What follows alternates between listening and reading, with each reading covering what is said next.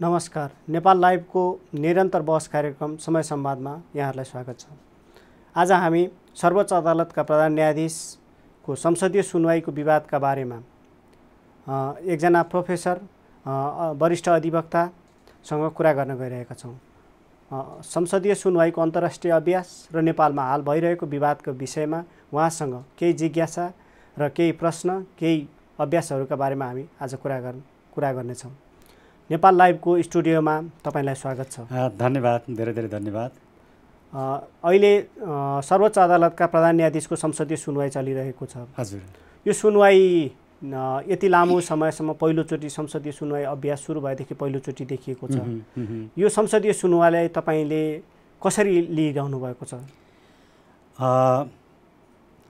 पहिलो कुरा त सधैँका संसदीय सुनवाईहरू मूलत औपचारिक जस्तो हुन्थे, केही घन्टामा सिद्धिन्थे र तत्कालै अनुमोदन हुन्थे र प्रक्रिया अगाडि बढ्थ्यो। यसपल्टको संसदीय सुनवाई सधैँको जस्तो भएन। तर कतिपय देशका जस्तो अमेरिकामै हेर्ने हो भने 105 दिनसम्म पनि संसदीय सुनवाई भएका रेकर्डहरू छन्। त्यसले गर्दाखेरि यो संसदीय सुनवाई एकदमै सुस्त भयो, एकदमै ढिलो भयो भन्ने चाहिँ होइन। तर संसदीय सुनवाई सिद्धियो, त्यस पछाडि निर्णय गर्न ढिलाइ भयो। समस्या चाहिँ यहाँनिर छ। संसदीय सुनवाई सिद्धिसके पछाडि उहाँहरूलाई निर्णय गर्नको लागि जति टाइम उहाँहरूले लिइरहनु भएको छ, एक पछाडि अर्को गरेर बैठक स्थगित गरिरहनु भएको छ, त्यो चाहिँ एक किसिमले अनयुजुअल जस्तो देखिन्छ। त्यो एउटा स्वाभाविक प्रक्रियामा त्यो गइराखेको छैन। अब यसको पछाडिको एउटा रिजन के रह्यो भने आज पनि संसदीय समितिको बैठक स्थगित भएको छ शुक्रबारसम्मको लागि, मैले त्यही सुनेको छु। र केही दिन अगाडिको पनि स्थगित भएर आजलाई बोलाइएको थियो। र योभन्दा अगाडिको बैठक स्थगित भइसके पछाडि विभिन्न समाचारमा आयो कि पार्टीका नेताहरूलाई सोध्नु पर्यो, प्रधानमन्त्रीलाई सोध्नु पर्यो, उहाँहरूको विचारहरू लिनु पर्यो भन्ने कुराहरू पनि आए। संसदीय सुनवाई समिति स्वयं आफैमै एउटा अटोनोमस र इन्डिपेन्डेन्ट रूपमा त्यसले काम गर्नुपर्छ। त्यसले कसैलाई सोध्ने, कसैको मत लिने, प्रधानमन्त्री या पार्टी अध्यक्षलाई सोध्ने यस्तो काम गरिनु हुँदैन थियो। उहाँहरूले आवश्यक पर्दा एक्सपर्टहरूलाई बोलाएर एक्सपर्टहरूलाई सोध्न सक्नुहुन्छ, आवश्यक तथ्य सङ्कलन गर्न सक्नुहुन्छ।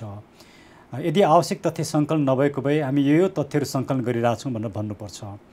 तर उहाँहरूको अहिलेसम्मको स्टेटमेन्ट हेर्दाखेरि उहाँहरूले सबै तथ्यहरू सङ्कलन गरिसक्नु भएको छ।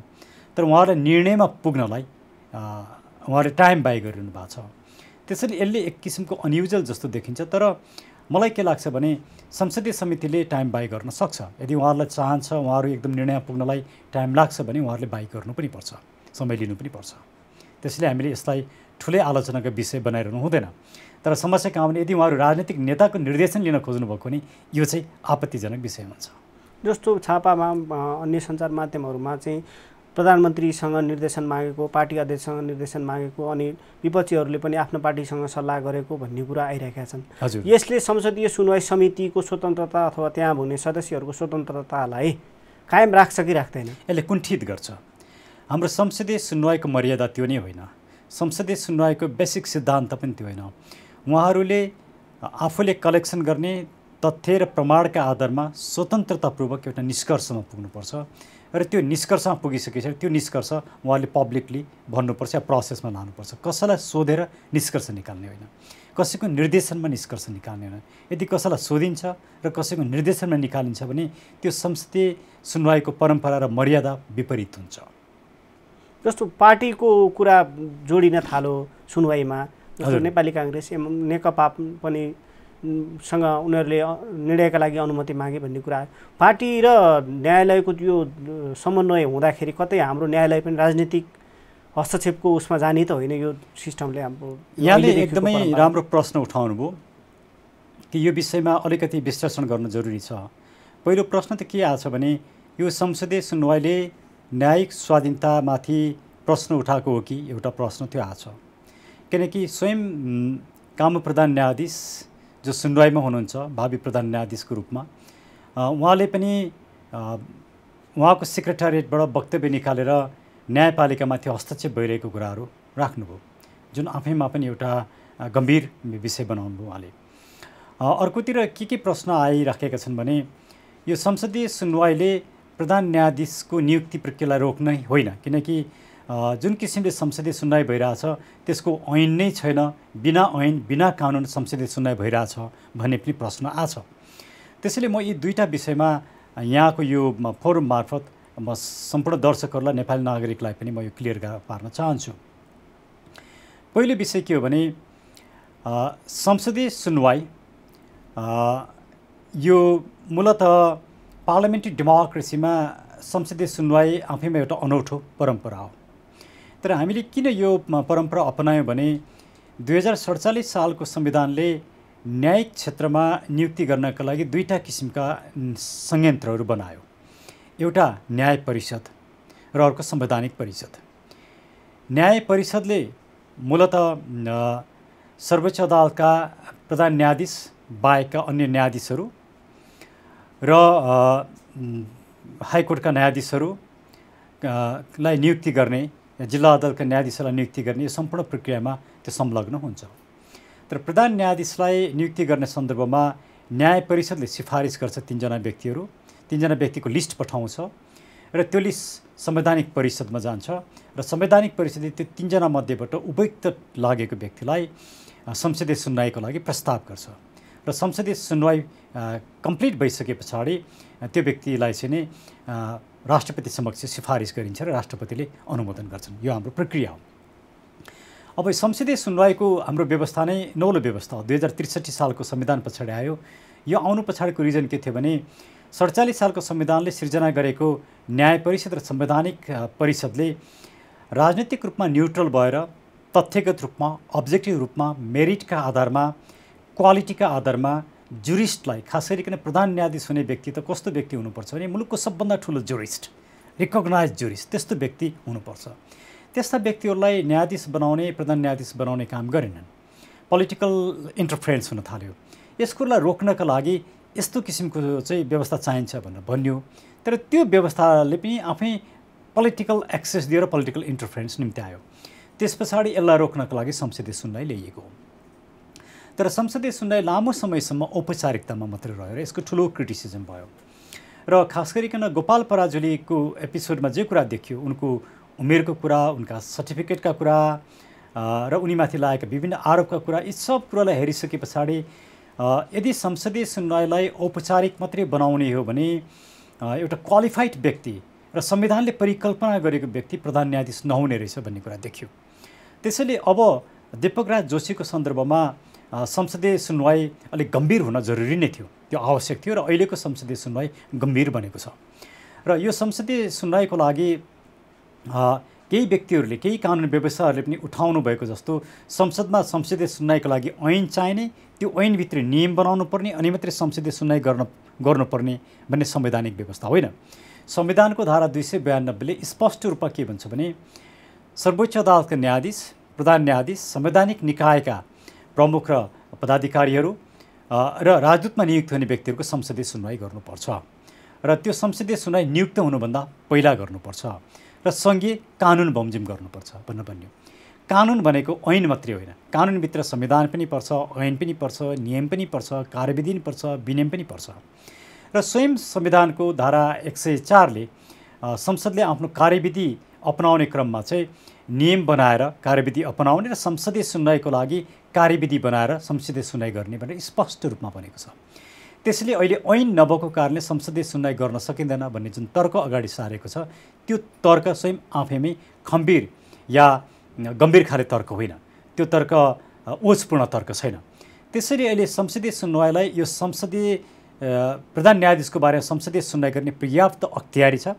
त्यो अख्तियारीभित्र रहेर नियमावलीले, संविधानले नै परिकल्पना गरेको संसदीय सुनवाई समिति, जसलाई नियमावलीले पनि लेजिटिमेसी दिएको छ र कार्यविधिले यसको कार्यविधि तय गरेको छ, त्यसभित्र बसेर गरेको छ। त्यसैले यो संसदीय सुनवाई आफैमा संवैधानिक छ र कानुनी छ। यसको कानुनी पक्ष र वैधानिक प्रश्नको पक्षको बारेमा प्रश्न उठ्ने ठाउँ छैन। र यो कार्यविधिको दफा नियम 3 या कार्यविधि 3, अब कसैले यसलाई दफा भन्लान्, कसैले नियम भन्लान्, वाटेभर, त्यसको 3ले नै के व्यवस्था गर्यो भने शैक्षिक प्रमाणपत्र लगायतका विभिन्न उहाँका विगतका कुराहरू योग्यताका कुराहरू सम्पूर्ण कुरालाई मूल्याङ्कन गर्न पाउने र कसैको उजुरी परेको छन् त्यो उजुरीमाथि छानबिन गर्ने, तथ्य लिने, प्रमाणहरू लिने, त्यसको निर्क्युल गर्ने भनेर उहाँहरूलाई इम्पावर नै गरे संसदीय समितिलाई, जुन 15 जनाको छ। त्यो भइसके पछाडि अहिलेको कामप्रधान न्यायाधीशको बारेमा विभिन्न प्रश्नहरू उठे। 4-5वटा प्रश्न जुन छापामा आएका प्रश्नहरू छन्, ती प्रश्नहरूमध्ये एउटा प्रश्न के हो भने उहाँले आफ्नो छोराको बिहेमा धेरै ठुलो खर्च गर्नुभयो र जुन मानिसहरूको उहाँले मुद्दा निर्णय गर्नुभयो र ती मानिसहरूले मुद्दा जिते, या अन्तरिम आदेशबाट या कारबाहीको प्रक्रियामा या 17 नम्बरको प्रक्रियामा उनीहरू धरोटमा छुटे, थुनामा रहेनन्, खास गरी चुडामणि शर्माको कुरा आयो। यस्ता व्यक्तिहरू उहाँको भोजमा आए। किन एउटा प्रधान न्यायाधीशले मुद्दाको पक्षलाई भोजमा बोलाए त? यो न्यायाधीशको आचार संहिता विपरीत छ भन्ने एउटा प्रश्न उठ्यो। सँगसँगै केही बिचौलियाहरूको नाम पनि आयो र ती बिचौलियाहरूको बारेमा उहाँले के भन्नुभयो भने तिनीहरू त मेरा छिमेकी पनि मेरामा आउने मान्छेहरू भनेर भन्नुभयो। एउटा प्रधान न्यायाधीशका किन बिचौलियाहरू जाने भन्ने प्रश्न पनि उठ्यो र उहाँले गरेका अरू केही निर्णयहरूको बारेमा पनि प्रश्न उठ्यो।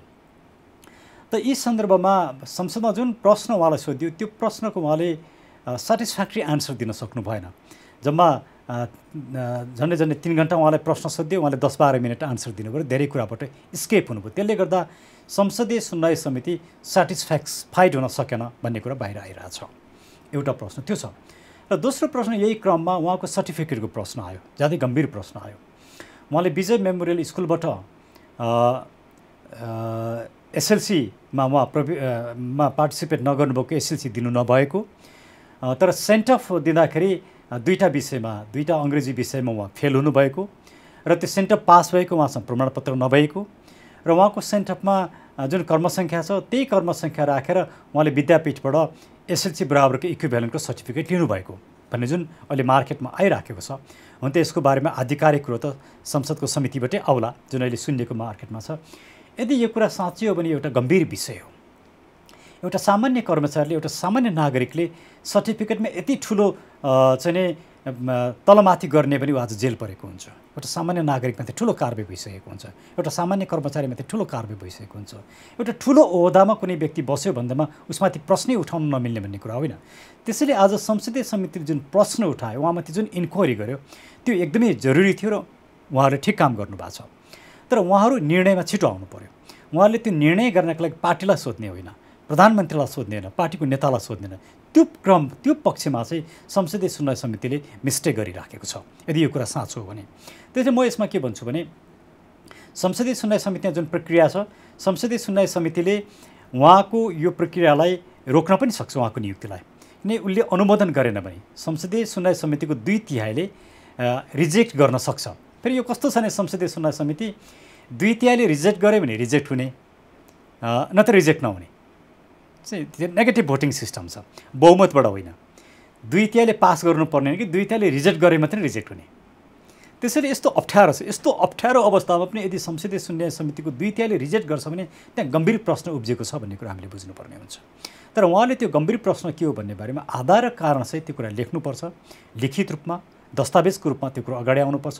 अब सम्पूर्ण नागरिकलाई यो जान्ने अधिकार छ। अब यति ठुलो इस्यु उठिसके पछाडि उहाँहरूले यसलाई त्यसै सामसुम बनाउन मिल्दैन। जस्तो यो संसदीय सुनवाई अघि उहाँको सिफारिस संवैधानिक परिषदबाट आयो, न्याय परिषदबाट नाम रोस्टर आएर संवैधानिक परिषदले यो चिज हेर्न किन सकेन अथवा उसले हेर्न चाहेन, उसले हेर्ने अख्तियारी थिएन कि संवैधानिक परिषद चाहिँ विवादमा आउँछ कि आउँदैन? यो कुरामा संवैधानिक परिषद विवादमा आउँछ र स्वयं न्याय परिषदले 3 जनाको जुन नाम पठायो त्यसको अध्यक्षता स्वयं दीपराग जोशीले नै गर्नुभएको छ। आफ्नै अध्यक्षतामा बसेको मिटिङले आफै निर्णय गर्नुभएको छ।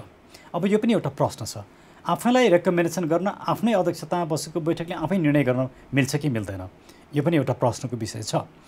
तर म यसमा अहिले जान चाहन्न। म जान कहाँ चाहन्छु भन्दाखेरि संवैधानिक परिषद खालि औपचारिकताको लागि होइन। संवैधानिक परिषदले पनि योसँग सम्बन्धित कानुनहरू छन्, त्यो कानुनहरूभित्र बसेर त्यसको औचित्यता, त्यसको आधार, कारण र पर्याप्त सिफारिस गर्नुपर्ने पर्याप्त आधार छ कि छैन भन्ने सम्पूर्ण विषयमा छानबिन गर्नुपर्छ, अध्ययन गर्नुपर्छ, निष्कर्षमा पुग्नुपर्छ। आफूलाई मन परेका व्यक्तिलाई सट्ट गर्ने, मन नपरेकालाई नगर्ने, या राजनीतिक रूपमा कसैलाई प्रिफर गर्ने कसैलाई नगर्ने त्यस किसिमको बायसनेस या प्रेफरेन्स संवैधानिक समितिले गर्नु हुँदैन। यो समिति भनेको कन्स्टिट्युसनले डिभाइज गरेको एउटा हाइएस्ट अथोरिटी हो। यो अथोरिटी अब्जेक्टिभ हुनुपर्छ, तथ्यपरक हुनुपर्छ, प्रमाणमा आधारित हुनुपर्छ, कुनै कुरा मनपर्ने या नपर्ने आधारमा जथाभावी गर्न पाउँदैन, यो स्वेच्छाचारी हुन पाउँदैन। अहिलेसम्म यसले गरेका काम कारबाही स्वेच्छाचारी छन्, मन पर्यो गर्ने, मन नपर्यो नगर्ने, अड्काइदिने। त्यसैले यस किसिमको जुन प्रणाली हामीले बसाएका छौँ त्यो आफैमा गलत छ। त्यसले यसका पदाधिकारीहरू जसले दीपकराज जोशीलाई उहाँको सर्टिफिकेट हेरेन्, यदि अहिले बजारमा आइरहेको कुरा सत्य भने यो बहुत गम्भीर विषय हो। यस्तो व्यक्ति प्रधान न्यायाधीश बन्न सुहाउँदैन र हुँदैन पनि। अहिले त मलाई के लाग्छ भने यति ठुलो कन्ट्रोभर्सीमा आइसके पछाडि दीपकराज जोशीले आफै राजीनामा दिनुपर्छ अब, किनकि एउटा न्यायाधीशको सबभन्दा ठुलो कर्तव्य र दायित्व भनेको अदालतलाई विवादमा लाने होइन, अदालतको अस्मिता, अदालतको स्वाधीनता, अदालतको गरिमा बचाउनको लागि सबभन्दा ठुलो जिम्मेवार न्यायाधीश आफै हुनुपर्छ। जब एउटा न्यायाधीश यति ठुलो कन्ट्रोभर्सीमा आउँछ भने उहाँले अब म यहाँ बसिरहन्छु यो पदमा भनेर भन्न मिल्दैन। म एउटा सानो उदाहरण दिन्छु। दुनियाँमा यस्ता थुप्रै कुराहरू छन्।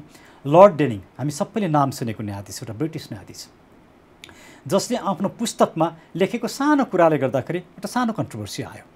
त्यो कन्ट्रोभर्सी आइसके पछाडि उहाँले के भन्नुभयो भने होइन, मेरो बारेमा जब मैले लेखेका कुराहरूमा विवाद हुन थाल्यो भने, समाजमा विवाद हुन थाल्यो भने यसले राम्रो हुँदैन, म राजीनामा दिन्छु भनेर भने। मलाई राजीनामा नदेऊ भन्ने मान्छेहरू थिए।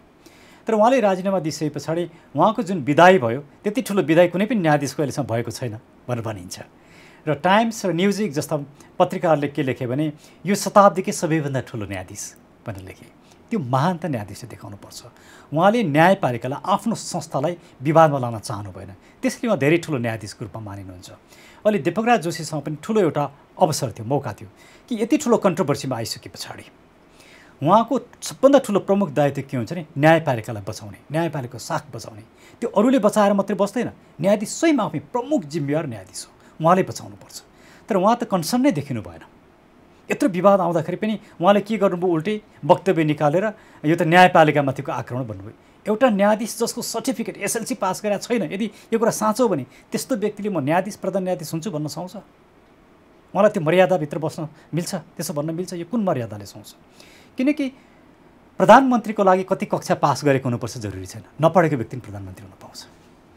प्रधानमन्त्रीको लागि उच्च नैतिक चरित्र हुन पनि जरुरी छैन। तर न्यायाधीश हुने व्यक्ति भनेको संविधानले यति धेरै प्रोटेक्सन दिएको हुन्छ। कस्तो व्यक्तिको परिकल्पना गरेको भने उच्च नैतिक चरित्र भएको, विवादमा नआएको, ठुलो इन्टिग्रिटी भएको, सबैले मान्ने र एउटा विद्वान मान्छे र ठुलो जुरिस्ट, एउटा लिडिङ जुरिस्ट हुनैपर्छ। उहाँको बारेमा त दीपकराज जोशीको बारे त केसम्म भन्यो भने स्वयं अदालतको निर्णयमा बलराम केसी र रामकुमार शाह, मलाई लाग्छ उहाँहरूले कुनै मुद्दाको सन्दर्भमा निर्णय गर्दाखेरि दीपकराज जोशी न्यायाधीश हुनको लागि योग्य छैनन्, सर्वोच्च अदालतको लागि न्यायाधीश हुन योग्य छैनन् भनेर लेख्नुभयो। उहाँको योग्यतामा र क्षमतामा प्रश्न उठाउनुभयो। र स्वयं न्याय परिषदको बैठकमा रामकुमार शाहले, पूर्व प्रधान न्यायाधीश रामकुमार शाह, त्यसबेला उहाँ 1 नम्बर न्यायाधीश हुनुहुन्थ्यो, उहाँले नोट अफ डिसेन्ट लेखेर भन्नुभयो कि दीपकराज जोशी सर्वोच्च अदालतको न्यायाधीश हुनुको लागि कम्पिटेन्ट छैनन् भनेर प्रश्न उठाउनु। त्यही बेला उहाँले राजीनामा दिनुपर्थ्यो। त्यो बेला संसदीय सुनवाईले हेर्नु पर्थ्यो, संसदीय समितिले हेरेन। त्यसको दोषी त्यस बेलाको संसदीय समिति पनि छ। जस्तो 71 सालमा उहाँले संसदीय सुनवाई एकचोटि फेस गरेर स्थायी न्यायाधीश हुनुभयो। त्यति बेलाको संसदीय सुनवाईले उहाँलाई त्यो अहिलेको छानबिन नगरिदिँदाको परिणाम अहिलेको संसदीय सुनवाई समितिमा परेको भन्न खोज्नुभएको हो? निश्चित रूपमा। तर हिजो भएन। जस्तो रामचन्द्र पौडेलले एउटा बहुत फनी तर्क उठाउनु भएको छ। हिजो न्यायाधीश हुन त्यही प्रमाणपत्रले हुने, आज किन नहुने भन्ने प्रश्न उठाउनु भएको छ। हिजो कसैले छानबिन गरेन, हिजो हेरेन, हिजो सिस्टमका विकनेसेस थियो, सिस्टमले राम्रोसँग काम गरेन भन्दैमा आज पनि सिस्टमले काम गर्नु हुँदैन, आज पनि गलत मान्छेलाई प्रसरी गर्नुपर्छ, गलत कुरालाई प्रसरी गर्नुपर्छ भन्ने तर्क गर्न मिल्दैन। यदि उहाँको एसएलसी पास गरेको सर्टिफिकेट छैन, उहाँको सर्टिफिकेटमा संदिग्धता छ, यदि उहाँको सिम्बल नम्बर एउटै हुन्छ र त्यो कुरामा एउटा कन्ट्रोभर्सी छ, उहाँले त्यो के भन्छ म्याट्रिक पास गर्नुभएको छैन भनेदेखि त्यस्तो व्यक्तिलाई प्रधान न्यायाधीश बनाउने कुरै हुँदैन। उहाँको त सुरुदेखि न्यायाधीश हुँदाको दिनदेखिको उहाँको न्यायाधीशको पद बदर हुनुपर्छ।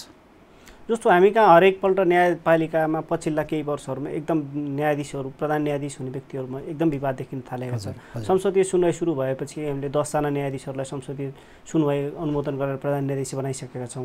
यो बिचमा जति विवाद आए संसदीय सुनवाई भएपछि त्यो संसदीय सुनवाईले चेक एन्ड ब्यालेन्सको काम गर्न नसकेको देखिएन, अनुमोदन मात्रै गर्ने अभ्यास देखियो। तर अहिले आएर त्यसलाई चेक एन्ड ब्यालेन्स गर्न खोजेको जस्तो देखिरहेको छ। यो हरेकपल्ट प्रधान न्यायाधीशहरू विवादमा आउनुको पछाडि के देखिन्छ? यो यसका पछाडिका केही कारणहरू छन्। एउटा कारण के छ भने हामीले right man in right position लिएर गएनौँ, हामीले मेरिटका आधारमा मान्छेहरू ल्याएनौँ, हामीले क्वालिफाइड मान्छेलाई प्रमोसन गरेनौँ, हामीले मेरो र तेरो मान्छे भनेर हेऱ्यौँ, मेरो दलको कि उसको दलको भनेर हेऱ्यौँ, मेरो नजिकको कि उसको नजिकको भनेर हेऱ्यौँ। न्यायाधीश नियुक्ति प्रक्रियादेखि नै हामीले गलत काम गऱ्यौँ, न्यायाधीश नियुक्ति प्रक्रिया नै दूषित बन्यो र यतिसम्म भयो कि को न्यायाधीशलाई कहिले प्रधान न्यायाधीश बनाउने भनेर सेट गरेर न्यायाधीशहरू लिन थाले। त्यो एकदमै गलत काम हो। कसैको इन्ट्रेस्टमा कसैले आफ्नो मान्छेलाई कुन बेला प्रधान न्यायाधीश बनाउने भनेर अहिलेदेखि सेट गरेर लिएर जान थाले। यो गलत प्रक्रिया। त्यसैले हाम्रा केही व्यक्तिहरूले हाम्रो होल सिस्टमलाई दूषित बनाए, त्यसको परिणाम आज हामी भोगिरहेका छौँ। अब कसले यो काम गरे, यो सब विषयमा त अब छानबिन हुनैपर्छ। अब चुप्प लागेर बस्न मिल्दैन। जो दोषी छन् ती दोषीहरूलाई एक्सपोज गरिनुपर्छ, कानुन बमोजिम हुने कारबाही गर्न सकिन्छ कारबाही गर्नुपर्छ, तर अब छुट दिन मिल्दैन। यो ज्यादै ठुलो विषय हो, ज्यादै संवेदनशील विषय हो। जस्तो यो अब दीपकराज जोशीको यत्रो विवाद आइसक्यो, यत्रो विवाद आएपछि उहाँ यदि संसदीय सुनवाईबाट भोलि शुक्रबारको समिति बैठकले अस्वीकार गर्यो भने न्यायालयमाथि त्यसको के असर हुन्छ? थुप्रो असर हुन्छ। एउटा असर त के हुन्छ भने त्यस पछाडि उहाँ न्यायाधीशको रूपमा बस्न मिल्दैन, किनकि संसदीय समितिले सर्टेन आधार दिएर उहाँ प्रधान न्यायाधीश हुन नसक्ने व्यक्ति भनेर भन्छ। जो व्यक्ति प्रधान न्यायाधीश हुनको लागि क्वालिफाइड छैन, त्यो एउटा न्यायाधीश प्रधान न्यायाधीशको लागि क्वालिफाइड हुन्छ, उहाँ न्यायाधीश हुन पनि क्वालिफाइड हुनुहुन्न।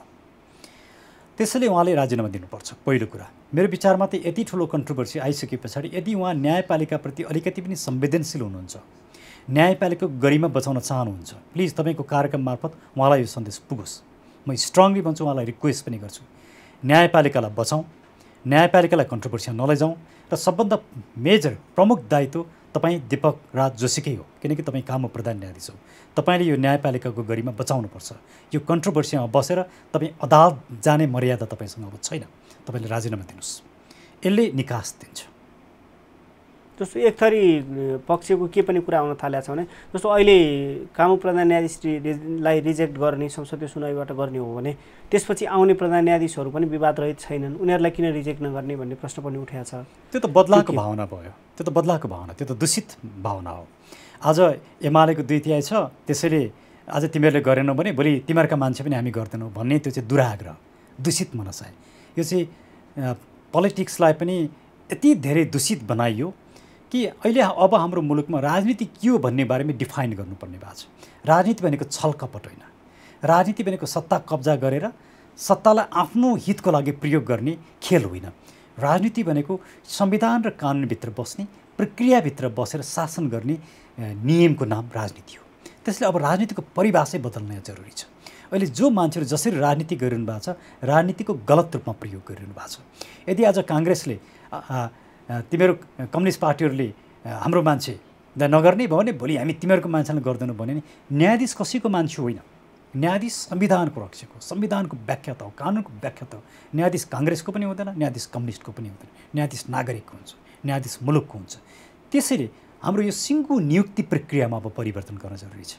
अब हामीले न्यायपालिकालाई ओभरअल गर्न जरुरी छ। हामीले यो रिचुअल किसिमले सबभन्दा सिनियर जो छ त्यही प्रधान न्यायाधीश, जुन रिचुअल हामीले बसाएको छौँ यो पनि गलत छ। आज हेर्नुहोस्, जिल्ला अदालतमा या हाइकोर्टमा कति राम्रा न्यायाधीशहरू छन्। अहिलेका सर्वोच्च अदालतका धेरै न्यायाधीशभन्दा राम्रा न्यायाधीश त्यहाँ छन्। उनीहरू सर्वोच्च अदालत नपुगी रिटायर हुने अवस्था छ। त्यसैले अब हामीले हिजोको किसिमले परम्परागत किसिमले सोच्ने भन्दा पनि अब न्यायपालिकालाई ओभरअल चेन्ज गर्न जरुरी छ, रिफर्म गर्न जरुरी छ। राम्रा मान्छेहरूलाई अहिले जुन संसदीय सुनवाई समितिले जे काम गरेको छ एकदम प्रशंसनीय छ। यसरी नै संसदीय सुनवाई गर्नुपर्छ, बेस्ट मान्छेलाई मेरिटका आधारमा ठाउँमा ल्याउनुपर्छ। त्यो भयो भने त सिस्टम करेक्सन हुन्छ। सिस्टम करेक्सन गर्न डराउनु हुँदैन अब। जस्तो यसैको अर्को पाटो हेरौँ, जस्तो उनी शुक्रबारको संसदीय सुनवाईबाट अनुमोदित भएर आए भने त्यसले न्यायपालिकालाई के असर पार्छ? आए पनि अब उनी प्रधान न्यायाधीश हुन्छन्। समाजमा यति ठुलो कन्ट्रोभर्सी भइसकेको व्यक्ति प्रधान न्यायाधीश हुँदाखेरि न्यायपालिकाको गरिमा बस्दैन। न्यायपालिका पुलिसको कारणले बस्दैन, आर्मीको कारणले बस्दैन, पब्लिक कन्फिडेन्समा बस्छ, क्षमतामा बस्छ, न्यायिक गरिमामा बस्छ। त्यो नै नरहेपछि के न्यायपालिका रहन्छ? यति ठुलो कन्ट्रोभर्सीमा आइसकेको मान्छेलाई अब यो संसदीय समितिले अनुमोदन गर्यो भने संसदीय समिति नै विवादमा जान्छ, उहाँहरू पनि विवादमा पर्नुहुन्छ। यो ज्यादै ठुलो इस्यु, यो सानो इस्यु होइन। उहाँहरूले हिजो यो कुरा विवादमा ल्याउनु हुँदैन थियो, यो थिएन भने त्यही राम्रो हुन्थ्यो, त्यो भलो हुन्थ्यो। उहाँले विवादमा ल्याइसक्नु भएको छ। यो खालि मुलुकभित्र मात्रै विवाद छैन, यो त अन्तर्राष्ट्रियकरण भइसकेको छ। अब यति ठुलो इस्युलाई होइन अब ढाकछोप गरौँ, छापछुप पारौँ, दीपक राजलाई गरिदिउँ, भोलि हाम्रा मान्छेलाई नगरान् भन्ने यस किसिमले उहाँहरू सोच्न थाल्नुभयो भने त उहाँले सिङ्गो पोलिटीलाई नै एक किसिमले मिसयुज गर्नुहुन्छ, ड्यामेज गर्नुहुन्छ। त्यो गर्ने छुट उहाँहरूलाई छैन। जस्तो यो संसदीय सुनवाई चाहिँ हाम्रो चाहिँ अमेरिकी सिनेटको सुनवाईलाई हेरेर ब्रिटिसको पनि मिक्स गरेर राखिएको छ। अन्तर्राष्ट्रिय अभ्यासहरू चाहिँ सुनवाईको कस्ता हुन्छन्? खास गरिकन अन्तर्राष्ट्रिय अभ्यासमा न्यायाधीशको क्वालिफिकेसनलाई हेरिन्छ, उसले गरेका पास्ट जजमेन्टलाई हेरिन्छ, उसले गर्न सक्ने कन्ट्रिब्युसनलाई हेरिन्छ, हिजोको उसको होल हिस्ट्रीलाई हेरिन्छ। यी सबै कुराहरूमा यी टेस्टमा पारङ्गत भएको मान्छेलाई मात्रै रेकमेन्ड गरिन्छ। हाम्रोमा पनि अहिले हेरिएको त्यही हो। उहाँको क्वालिफिकेसनलाई हेरियो, उहाँले हिजो गरेको निर्णयलाई हेरियो, उहाँको इन्टिग्रिटीलाई हेरियो, उहाँको चरित्रलाई हेरियो, उहाँको क्यापेसिटीलाई हेरियो। यिनै कुराहरू त्यो अमेरिका होस् कि नेपाल होस्, जहाँ पनि संसदीय सुनवाई हुन्छ त्यसले हेर्ने कुराहरू पनि यिनै हुन्। जस्तो त्यो सिफारिस हुँदा हेरिन्छ कि संसदीय सुनवाईमा आएर हेरिन्छ? मूलत अब अमेरिकामा के हुन्छ भने प्रेसिडेन्टले आफै अपोइन्ट गर्नको लागि उनले नोमिनेट गर्छन्। उनले नोमिनेट गर्ने प्रकारले उनले सबै कुरा स्टडी गरिरहनु पर्दैन, त्यो एक्जिक्युटिभ डिसिजन हुन्छ। हाम्रोमा त्यस्तो होइन। हाम्रोमा चाहिँ कन्स्टिट्युसनल काउन्सिलले गर्नुपर्ने हुन्छ र त्यो कन्स्टिट्युसनल काउन्सिललाई पनि जस्तो प्रधान न्यायाधीशको बारेमा न्याय परिषदले लिस्ट पठाएको हुन्छ। पहिले त्यो न्याय परिषदले लिस्ट पठाउँदाखेरि न्याय परिषदले नै उहाँको सम्पूर्ण रेकर्डहरू हेर्नुपर्छ। तर न्याय परिषदको चेयरपर्सन स्वयं प्रधान न्यायाधीश नै हुन्छन्। समस्या यस्तो छ। न्याय परिषदको पनि दोष छ एकातिर, अर्कोतिर न्याय परिषदबाट संवैधानिक परिषदमा गएपछि त्यो संवैधानिक परिषद औपचारिकता पुरा गर्ने, खालि मिटिङ बसे जस्तो गरेर त्यहाँ सही गर्ने, औपचारिकता पुरा गर्ने थलो होइन। त्यो मुलुकको यो संविधानले परिकल्पना गरेको महत्त्वपूर्ण निकाय हो। त्यहाँबाट थ्रु भएर जानुपर्छ। त्यहाँ पनि उहाँहरूसँग सम्बन्धित कानुन छ, त्यो कानुनभित्र बसेर अब्जेक्टिभ रूपमा नै उहाँहरूले हेर्नुपर्छ। जस्तो लोकमान सिंहको केसमा उठ्यो नि यो इस्यु। लोकमान सिंह कार्कीको उहाँले उहाँको जागिरको सन्दर्भमा जुन कारबाही भएको थियो त्यो कारबाही ढाँट्नु भएको थियो। उहाँको सिभी उहाँले गलत दिनुभएको थियो, उहाँको योग्यताको बारेमा गलत इन्फर्मेसन दिनुभएको थियो, उहाँको क्वालिफिकेसन शैक्षिक अनुभवको बारेमा गलत दिनु। यी सम्पूर्ण गलत इन्फर्मेसन दिँदै पनि लोकमान सिंह हामीलाई चाहिन्छ भनेर उहाँहरूको चोइसमा प्रिफर गरेर लिएर जानुभयो।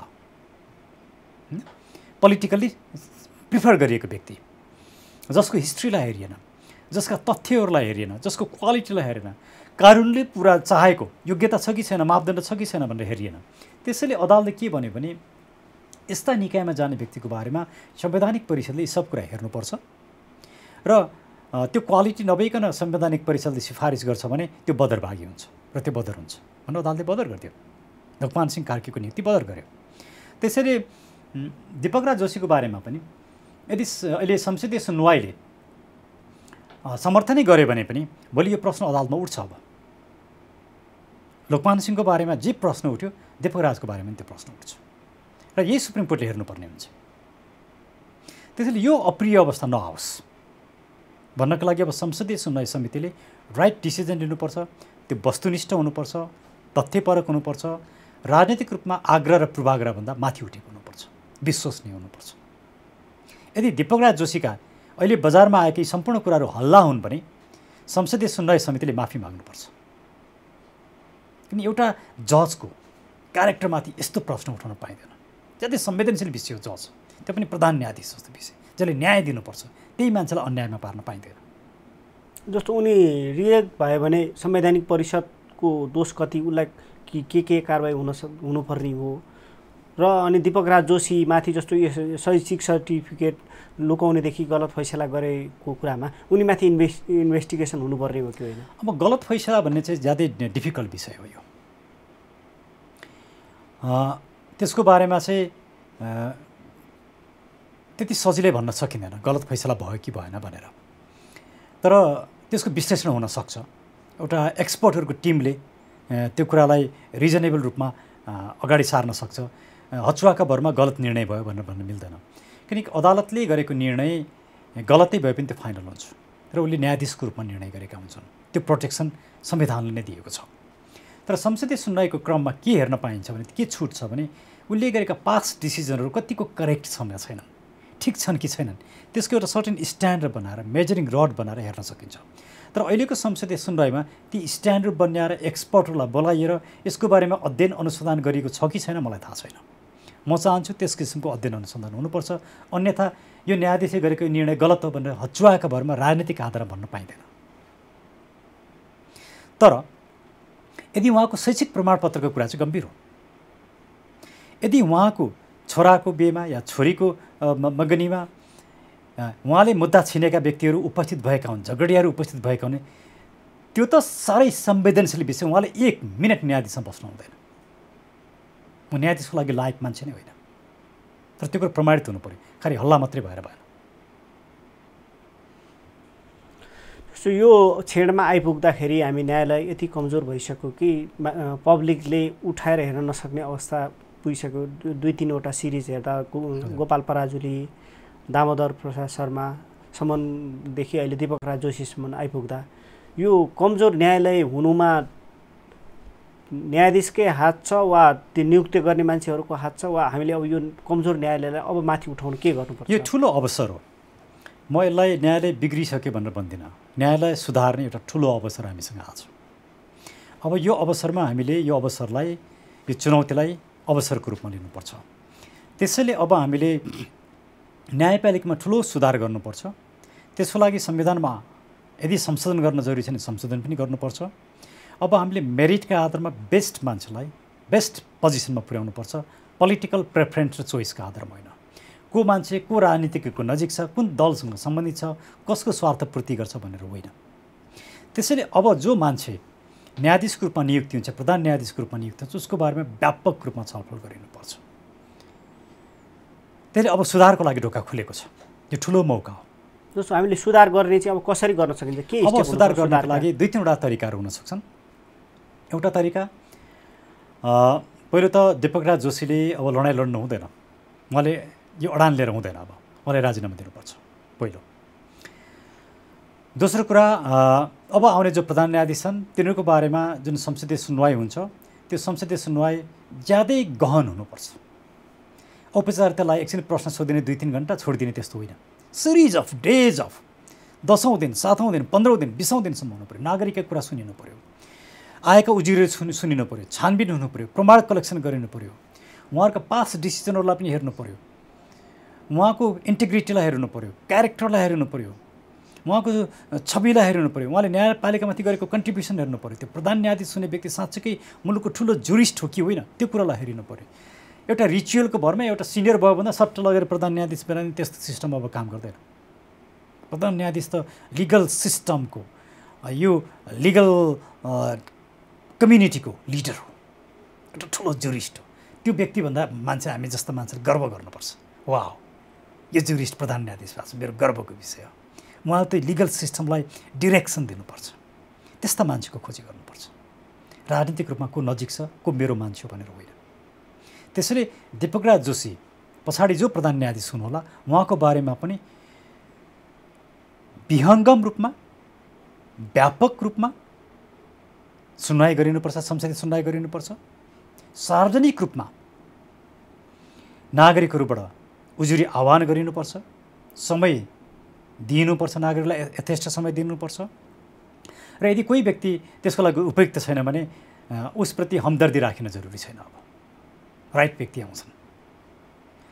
यदि संविधानका कुनै प्रावधानले रोक्छ भने संविधानलाई संशोधन पनि गरिनुपर्छ। अब यो इन्टरभेन्सन गर्ने, राइट डिरेक्सनमा जाने राइट टाइम आएको छ। तपाईँलाई के लाग्छ न्यायालय सच्चिन अथवा सुधार हुन सक्ने सम्भावना के छ?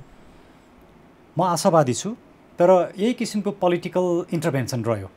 न्यायालयलाई राजनीतिक रूपमा हेरियो, आफ्नो राजनीतिलाई बचाइदिने, आफ्ना गल्ती कमजोरीलाई ढाकछोप गरिदिने संयन्त्रको रूपमा हेर्न थालियो र न्यायाधीश आफ्नो राजनीतिलाई संरक्षण गरिदिने व्यक्तिको रूपमा हेर्न थालियो भने यो सुधार हुँदैन। यसले ठुलो एउटा मुलुकमा परिवर्तन इन्भाइट गर्छ र त्यो परिवर्तन आउँछ ढिलो छिटो, आज नआउला। के पनि बाहिर भनिन्छ भने जस्तो सरकारले गरेका केही निर्णयहरू सर्वोच्च अदालतले उल्टाउन थालेपछि चाहिँ आफूमाथि थ्रेट हुने हो कि अथवा आफूले गरेका डिसिजनहरू नियन्त्रण सर्वोच्च अदालतबाट नियन्त्रित नहोस् अथवा सर्वोच्चले नरोकोस् भन्ने हिसाबले पनि थ्रेटन दिनलाई यो गरिएको हो भन्ने पनि भनिन्छ।